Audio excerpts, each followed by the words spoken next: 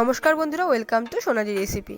আজ আমি তোমাদের সাথে শেয়ার করব দারুণ স্বাদের বাঁধাকপির এক নতুন রেসিপি। অনেকেই হয়তো বাড়িতে বানিয়ে ট্রাই করেছো বা অনেকেই হয়তো ট্রাই করেনি। যারা যারা ট্রাই করে তারা অবশ্যই একবার ট্রাই করে দেখো।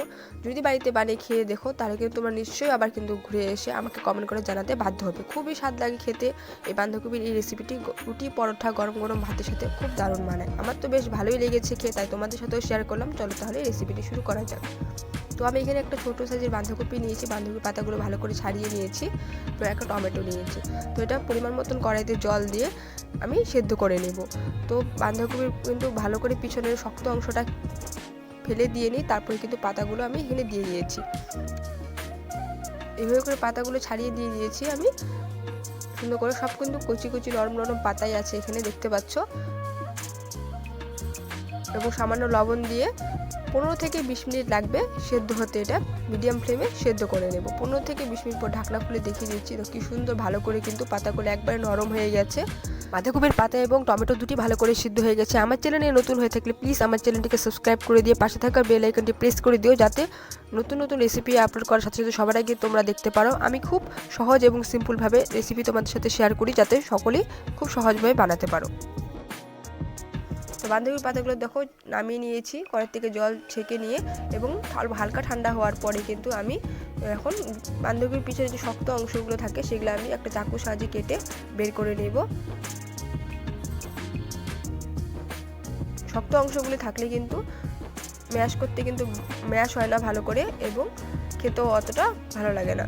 তো বাঁধাকপির পিছনের শক্ত অংশগুলো ফেলে দিয়ে নিয়ে আমি হাতের সাহায্যে এখানে ম্যাশ করে নিয়েছি। তোমরা চাইলে ম্যাশারের সাহায্যে কিন্তু ম্যাশ করে নিতে পারো। দেখো সব কিছু ভালো করে সুন্দর করে ম্যাশ করে নিয়েছি, হাতের সাহায্যেই ম্যাশ হয়ে গেছে।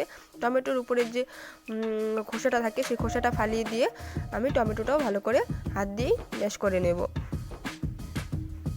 তোমরা যদি ম্যাশার দিয়ে ম্যাশ করো তাহলে কিন্তু গরম অবস্থায় ম্যাশ করা হয়ে যাবে। তো কড়াই নিয়েছি। কড়াই গরম হয়ে গেলে কড়াইতে সর্ষের তেল দিয়ে দিয়েছি। এই বাঁধাকপির ভর্তা রেসিপিটা সর্ষের তেলেই ভালো লাগে। ফোড়নে 2টো শুকনো লঙ্কা এবং পেঁয়াজ কুচি দিয়ে দিয়েছি 2টো। পেঁয়াজ কুচিগুলো ভালো করে লাল লাল করে ভেজে নেব। দেখো পেঁয়াজ কুচিগুলো হালকা লাল লাল ভেজে হওয়ার পর বড় 2 চামচের মতন আদা রসুনের পেস্ট দিয়ে দিয়েছি। আদা রসুনের পেস্টের সাথেই কিন্তু ভালো করে পেঁয়াজগুলো ভালো করে কষিয়ে।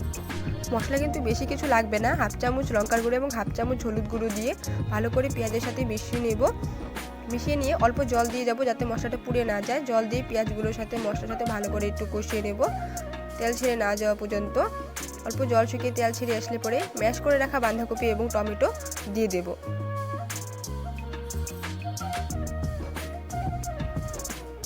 বাঁধাকপি আর টমেটো মশলার সাথেই কিন্তু ভালো করে কষিয়ে নেব। অনবরত নাড়িয়ে নিতে হবে যত পর্যন্ত নাকি বাঁধাকপির থেকে জল শুকিয়ে যাচ্ছে।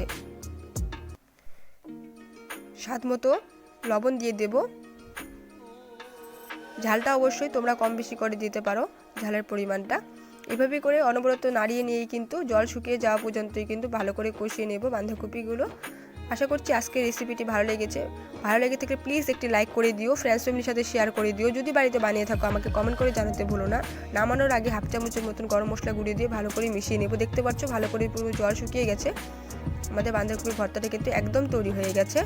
রুটি, পরোটা, গরম গরম ভাতের সাথে খুব দারুণ মানায়। বাড়িতে বানিয়ে যদি খেয়ে থাকো অবশ্যই কমেন্ট করে জানাতে ভুলো না কিন্তু।